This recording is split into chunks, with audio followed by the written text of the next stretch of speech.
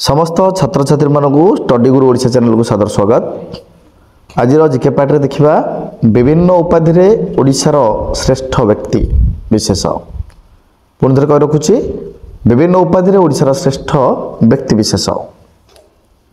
जवन कवि सालवेग, आदि कवि सारला दास, अति बड़ी जगन्नाथ दास, उत्कल गौरव मधुसूदन दास, उत्कल भीम पद्मचरण पट्टनायक, उत्कल केशरी डॉक्टर हरेकृष्ण महताब, उत्कल मणि पंडित गोपबंधु दास, उत्कल घंट जदुमणि महापात्र,